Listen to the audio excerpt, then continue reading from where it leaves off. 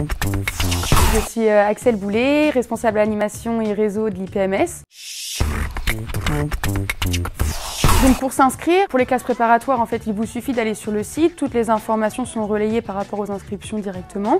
Voilà, il y a plusieurs documents à donner, il y aura un petit formulaire à remplir et à ce moment-là, effectivement, les équipes de l'IPMS, elles vous recontactent pour prendre un rendez-vous, suivre l'inscription avec vous. L'inscription se fait sur dossier, donc il n'y a pas de test à passer. En ce qui concerne les BPGEPS, également sur le site, voilà, toutes les informations, elles sont sur le site pour vous inscrire. Les documents à apporter, les prérequis de l'IPMS qui sont le diplôme de premier secours et les tests d'entrée. À ce moment-là, effectivement, il y a également un rendez-vous pour valider l'inscription, puis le positionnement du stagiaire par rapport à la formation. Donc, les prérequis pour entrer en BPGEPS, ils sont relatifs à la mention, bien sûr. Ce qui est commun à tous les BPGEPS, c'est le diplôme des premiers secours, le PSC1 et le PSE1 pour les aquatiques, donc, qui est obligatoire, et également donc, les TEP, donc les tests d'entrée préalable à la formation, qui sont des tests physiques nationaux, qui sont organisés donc, par plusieurs organismes de formation et qui permettent en fait, effectivement d'accéder à la classe BPGEPS. Alors, je ne dirais pas qu'il y a des risques. En fait, ça dépend effectivement du profil de chacun. Ce qui est sûr, c'est que la classe préparatoire, elle offre des avantages pour pouvoir aborder l'année de BPGEPS avec plus de sérénité. Tout d'abord, elle permet effectivement de faire 3 fois 3 semaines de stage. Donc, ces stages, ils vous permettent d'être en immersion dans une entreprise, de valider ou pas votre projet professionnel et la mention qui sera choisie sur le BP, mais également de rencontrer des professionnels qui vous prendront potentiellement l'année prochaine en alternance. Cette classe, elle permet aussi de vous préparer au test d'entrée physique. Donc voilà, il y a toute une préparation physique qui est prévue dans la classe préparatoire pour vous permettre de vous présenter au test préparé. Et ensuite, effectivement, ça permet aussi de dégrossir tous les contenus qui vont être abordés dans les BP. Donc je parle des contenus théoriques surtout.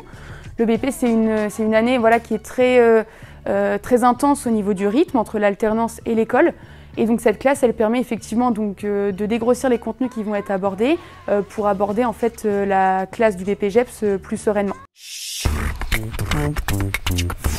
Alors au niveau des financements, il y a plusieurs possibilités. Donc déjà, effectivement, la première, c'est le financement personnel. Les autres possibilités de financement, c'est le contrat d'apprentissage et le contrat de professionnalisation qui vous permettent en fait d'avoir un statut d'apprenti ou de salarié durant votre formation. Ce mode de financement-là, il permet d'avoir une rémunération de l'entreprise pendant votre année de BPGEPS, mais également d'avoir une prise en charge du coût de la formation par l'OPCO de votre entreprise. Ensuite, vous avez donc les financements Pôle emploi, où il faut avoir un statut de demandeur d'emploi. À ce moment-là, il faut se rapprocher de son conseiller. Et effectivement, la formation peut être prise en charge dans l'intégralité par le Pôle emploi et vous recevez une indemnisation du Pôle emploi durant toute la durée de la formation.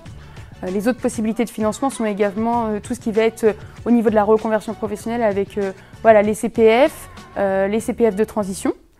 Et ensuite, vous avez tous les organismes qui délivrent des enveloppes, par exemple le Sésame avec qui on travaille beaucoup sur la région centre, qui permet effectivement de délivrer des enveloppes pour la formation.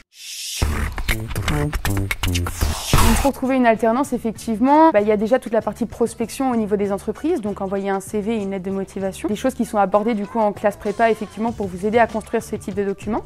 Et ensuite, tout simplement, aller les rencontrer, vous présenter et effectivement montrer votre motivation, montrer votre investissement pour votre projet professionnel et l'intérêt que vous pourrez apporter à l'entreprise dans le cadre de votre stage. Ça, c'est très important. Ce qui peut aussi passer du coup par la classe préparatoire quand vous irez en stage pour montrer effectivement vos motivations et montrer que effectivement l'entreprise peut avoir confiance en vous en vous prenant en stage l'année du BP.